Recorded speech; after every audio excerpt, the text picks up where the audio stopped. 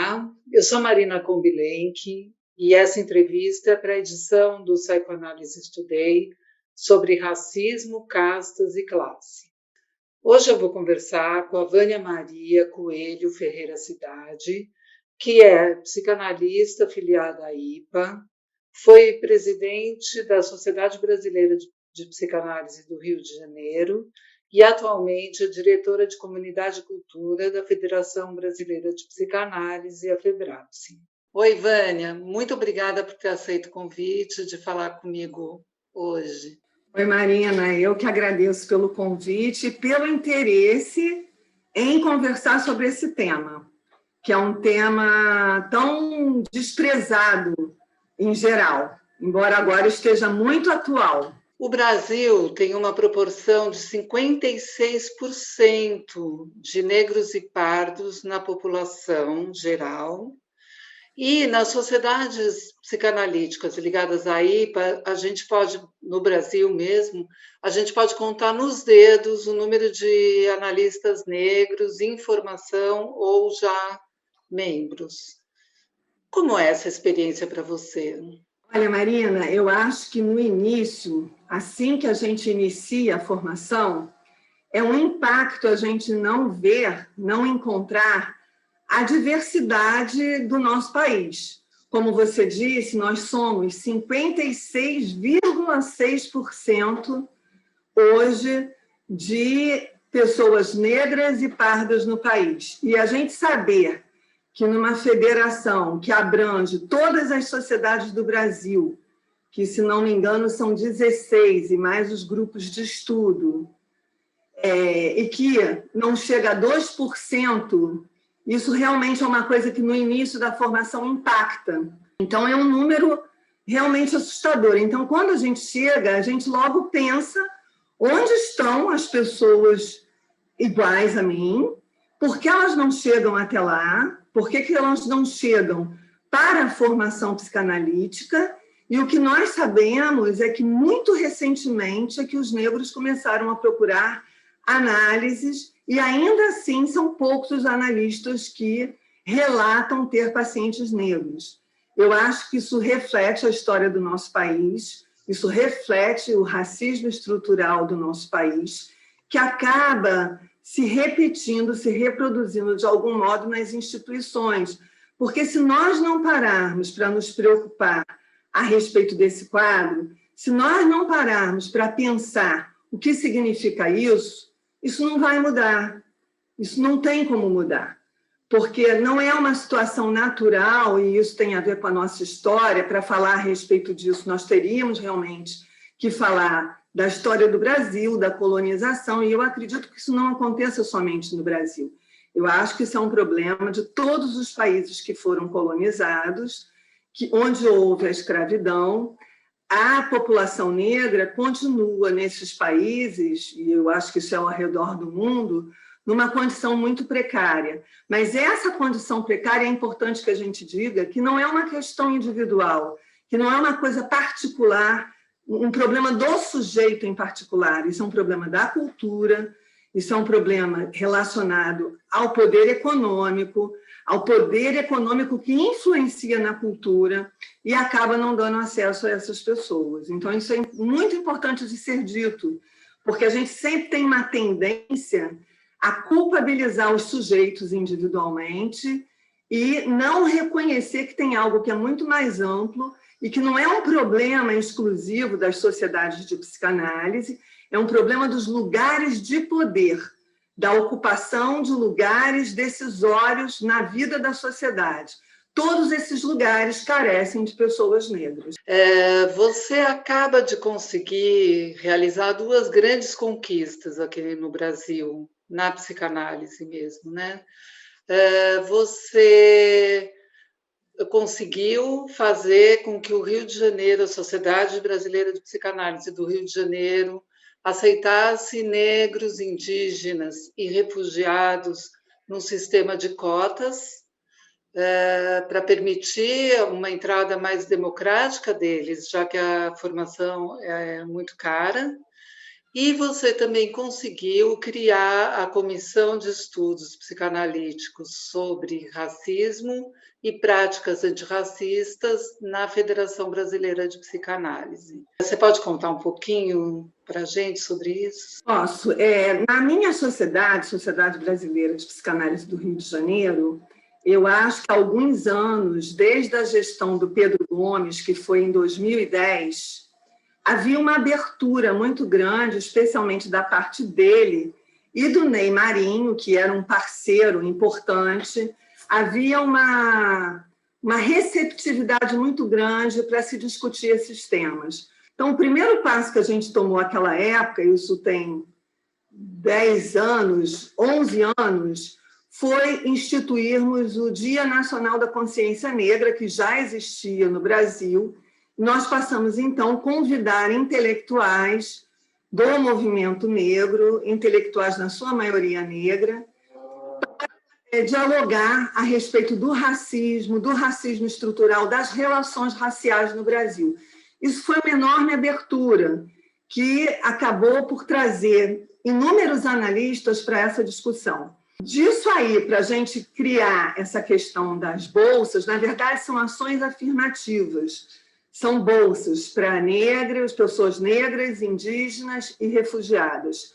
Porque a ação afirmativa implicaria que todo o curso, tudo que envolvesse a formação fosse grátis, inclusive a análise e a supervisão.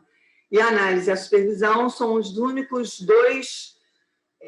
são os pilares da formação psicanalítica que a pessoa terá que custear, mas, sem dúvida, num preço diferente das análises, no preço normal que os analistas cobram. Eu acho que até nós chegarmos à votação, todas as discussões que precederam, os eventos que nós tivemos, as pessoas que participaram de atividades da sociedade na gestão passada, tudo isso contribuiu para que esse ano, no dia 25 de janeiro deste ano, nós aprovássemos com 100% dos votos aprovando as bolsas raciais, sociais, para pessoas negras, indígenas e refugiados. Muito bom. Você deve ter passado por algumas dificuldades nesse caminho, mesmo no trabalho como diretora de Comunidade e Cultura da FEBRAPSE, de falar numa linguagem e falar para as pessoas de uma maneira que elas pudessem entender exatamente o que você está falando, sem aquele preconceito que é estrutural, né? Que as pessoas nem percebem que tem. É verdade, eu acho que as pessoas não se dão conta, não acho que seja algo que as pessoas tenham consciência exatamente de que, às vezes, uma resistência ao tema já eu diria que, uma dificuldade de lidar com esse racismo estrutural, que já é uma dificuldade de se pensar as questões, por exemplo, dos traumas, a questão do ódio. As relações raciais são muito marcadas pelo ódio. No Brasil, morre a cada 24 minutos um jovem negro no Brasil. Isso é um número espantoso, isso é um número assustador. Morrem crianças nas comunidades mais pobres, morrem jovens, mulheres, homens, e esses números são números que nem nas guerras a gente vê números semelhantes. São números, as estatísticas são muito assustadoras e comprovam isso. Mas se nós não formos falar apenas da morte, na vida a gente também constata isso. Constata nos salários, constata nas contratações. Quando a gente vê no nosso entorno, nas sociedades de psicanálise, não só nas sociedades de psicanálise, mas na sociedade em geral, a gente vê que as pessoas negras estão sempre ocupando os lugares de subalternidade. Quando estão, porque no Brasil a coisa é tão perversa que mesmo estes lugares, em determinados espaços, não há condição do negro penetrar. Então, se você vai a um restaurante, por exemplo, nas zonas mais nobres das cidades do Brasil, você não encontra um negro como garçom, por exemplo. Você não encontra um negro como secretário, por exemplo. Na minha sociedade até existe isso, mas isso é muito raro. Isso tudo é produto do racismo, porque se a gente quer combater isso, a primeira coisa que nós tínhamos que fazer era contratar para os nossos quadros administrativos, aqueles que podem entrar pessoas não psicanalistas, pessoas negras, privilegiar, porque isso é uma maneira, não é você colocar exclusivamente essas pessoas numa competição, mas aceitar essas pessoas na competição, por um cargo, por exemplo, e avaliar a competência daquela pessoa. Mas a tendência é a gente botar uma série de coisas, de exigências para os currículos, por exemplo, saber idiomas, quando às vezes a pessoa nem vai usar um outro idioma, mas você exige que a pessoa tenha o conhecimento de um outro idioma. Isso já é uma peneira que vai peneirando, peneirando, peneirando, e acaba que não entra negros. Acaba que impossibilita a entrada dos negros.